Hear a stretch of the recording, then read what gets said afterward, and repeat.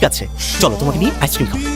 আরে বাবা, তোমার পরিবারের সাথে আমি কথা বলে নিব, ম্যানেজ করে নিব, ডোন্ট ওয়ারি। ওরে বাবা, কি ব্যাপার আজকে আমার ছেলে এত খুশি? এটা তোমার জন্য। আমার জন্য গিফট আনছিস? নিশ্চয় অনেক সুন্দর হবে, কিন্তু কি দরকার ছিল বাবা? এটা শুধু শুধু কেন কিনতে গেলি বাবা? কি বললে? না মানে বলছিলাম এত কষ্ট করে গিফট কেনার কি দরকার ছিল? তোমার পছন্দ হয়নি তাই না? না পছন্দ হয়েছে তো বাবা, খুব পছন্দ হয়েছে। আরে ফেললি কেন? কি করলি এটা? আমি জানি আমার গিফটটা তোমার পছন্দ হয়নি। তুমি আমাকে ভালোবাসো না, আমার কোনো কিছুই তুমি পছন্দ করো না। না রে বাবা, আমি তোকে অনেক ভালোবাসি। বল তো, পৃথিবীতে কোনো মা আছে যে তার সন্তানকে পছন্দ করে না, ভালোবাসে না? না, তুমি আমার সাথে মিথ্যে কথা বলতেছো। আমার সাথে সবাই মিথ্যে কথা বলে। আমাকে কেউ ভালোবাসে না, আমাকে কেউ ভালোবাসে না।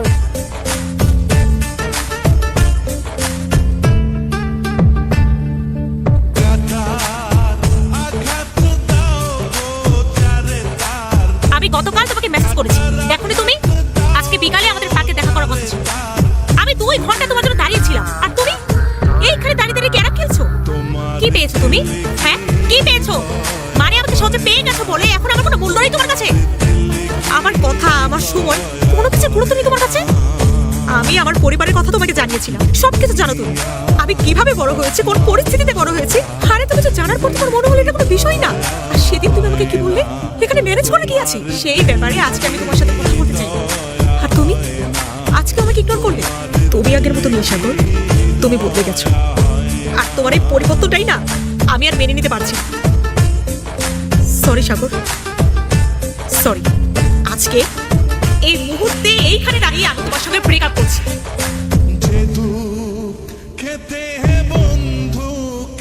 পেশেন্ট আপনার কে হন? আমার ফ্রেন্ড। Anything serious doctor? উনি আমার পুরনো পেশেন্ট, ওনাকে আগে থেকেই চিনি। আমি একটু ওনার মায়ের সঙ্গে কথা বলতে চাই। ওনাকে কি আনার ব্যবস্থা করা যায়? হ্যালো আন্টি, আন্টি আপনি কোথায়? সাগর হসপিটালে নিয়ে আসছি। ডাক্তার আপনার সাথে তাড়াতাড়ি দেখা করতে চাইছে, প্লিজ আন্টি আপনি তাড়াতাড়ি আসুন। আন্টি, আমি আসলে বুঝতে পারছি না কি থেকে কি হয়ে গেল। সাগর আজকে আমার সাথে যে ঘটনা ঘটালো, আমি খুব কষ্ট পেয়েছি। কষ্ট পেয়ে ওর সাথে একটু খারাপ ব্যবহার করেছিলাম, কিন্তু আন্টি আমি বুঝতে পারিনি এত বড় একটা দুর্ঘটনা ঘটে যাবে। আন্টি আপনি জানেন, ঝর্ণার বিয়ের পরিবর্তে সাগর আর আমার বিয়ের প্রস্তাব নিয়ে ঘটক যখন আমাদের বাড়িতে গিয়েছিল তখন কি ঘটেছিল? না মানে হয়েছে কি, যে ছেলেটা আসছিল পাত্র, সে তো আপনাদের মেয়েকে পছন্দ করেছে, কিন্তু তার থেকে বেশি পছন্দ করেছে পাশে যে রিয়াটা ছিল, রিয়া যে মেয়েটা, ওকে পছন্দ করেছে আর কি। এখন মানে পাশে তো অনেক ধনী রিচ, পছন্দ করে ফেলেছে। কি আর করার, কথা আছে না যে পিড়িতে মজিলে মন, কি বা মুচি কি বাডো, এখনই করে ফেলেছে। সমস্যা নেই, আপনাদের মেয়েকে এর থেকে উচ্চ বংশীয় কোন ছেলের সাথে আমি বিয়ে দেবো। আমার কাছে তো অনেক কালেকশন আছে, আমি একটা পাশে বসিয়ে দেবো। জাস্ট চুপ। এই অনেক হয়েছে না, জান জান বেরান। তুই নিজে কি মনে করো? হ্যাঁ, বিশ্ব সুন্দরী হয়ে গেছো, ঐশ্বরিয়া রায় হয়ে গেছো। এই তোরে না বলছি, বিয়ের সম্বন্ধ আসলে তুই এইরকম করে সাজগোজ করে সামনে আসবি না? তোর সাহস তো কম না?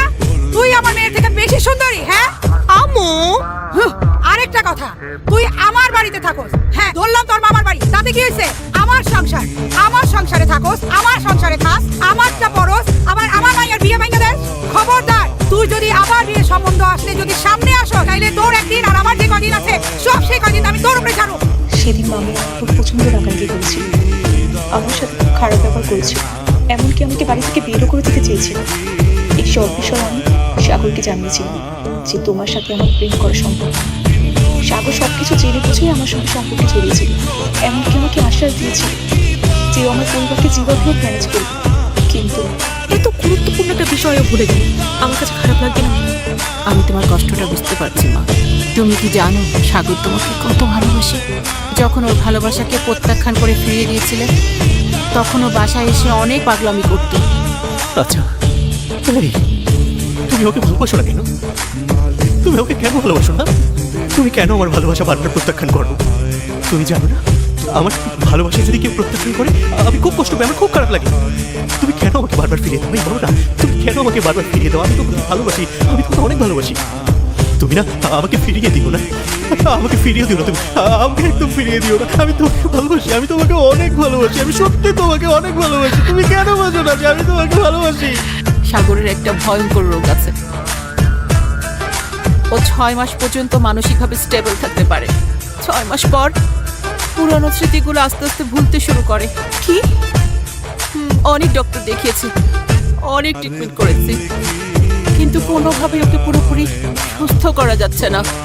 হয়তো সেজন্য তুমি ওকে যে কথাগুলো বলেছিলে সেগুলো ওর মনে ছিল না। এটা ওর দোষ না। খুব ছোটবেলায় সাগরের বাবা যখন মারা যায় তখন থেকে সাগরের এই সমস্যাটা শুরু হয়। চোখের সামনে সাগর ওর বাবাকে রোড অ্যাক্সিডেন্টে মারা যেতে দেখেছে। এরপর থেকে সাগর এই রোগে আক্রান্ত হয়।